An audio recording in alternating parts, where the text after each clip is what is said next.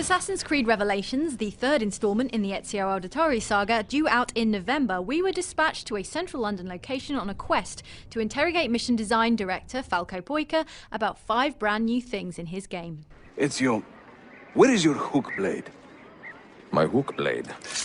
Well, the hook blade is one of our major new features in Assassin's Creed Revelations, and when we introduce a new feature, we try to make it usable for all aspects of the game, so for navigation, for climbing, for jumping, so you can jump further, you can climb faster, you can use it on the zip lines, as you saw in the preview, and then you can also use it in fights.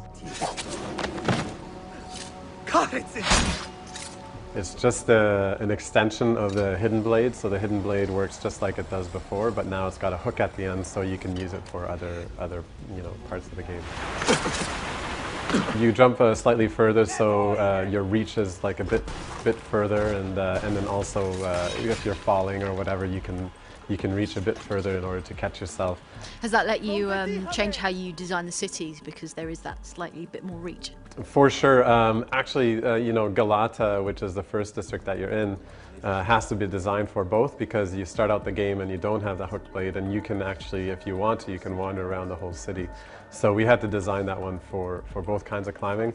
But yes, all the distances take into account the extra reach. So the streets could be a bit wider. We had a little more leeway, but we didn't make the buildings taller because that doesn't make sense for the city.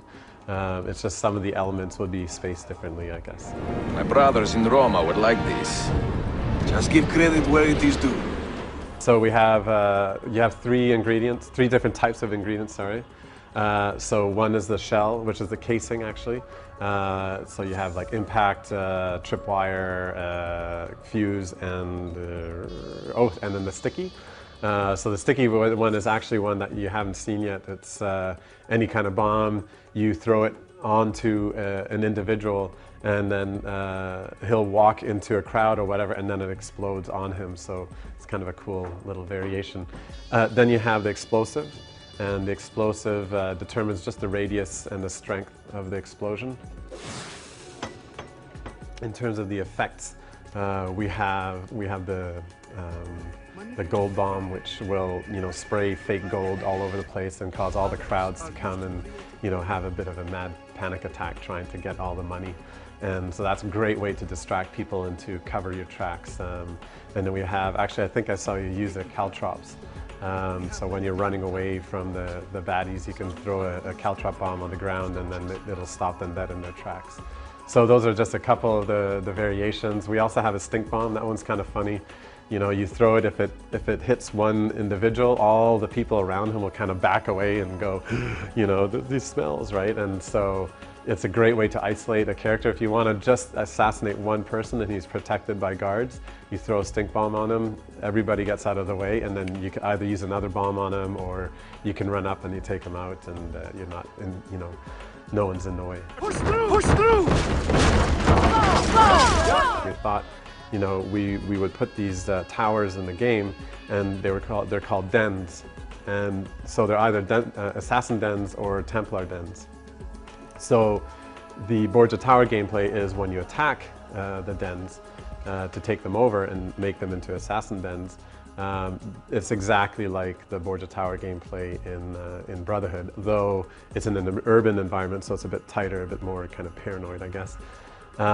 But then once you have these towers, periodically you can get attacked by Byzantines trying to take them back. This is when you would activate our Assassin Den defense gameplay, which is the tower defense gameplay that you saw. The idea is you're in command of this defense. You're directing all the assassins. They're getting placed on the roofs, and they've got crossbows or guns.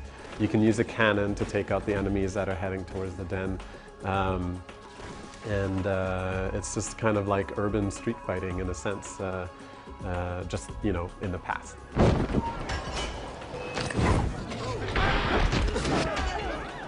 The secret society, the Byzantines, infiltrating into the city, trying to take over the city surreptitiously, being aware of you and being aware of assassins being the Templars' arch enemy, they want to get rid of you because you're, you know, this super godlike master assassin.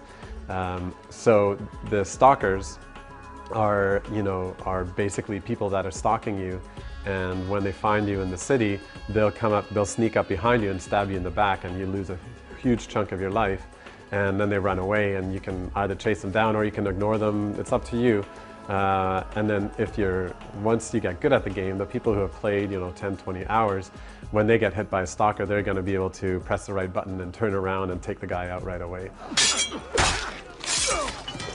You have the standard recruits, which is just a guy being held at sword point. And then what we've done is we've added a bunch of new recruit missions which actually have a backstory and have, you know, a proper mission for you to do. So it's a side mission just like any other side mission, but the reward is that you have a new assassin. And then you know something about him and you know why he joined the ranks.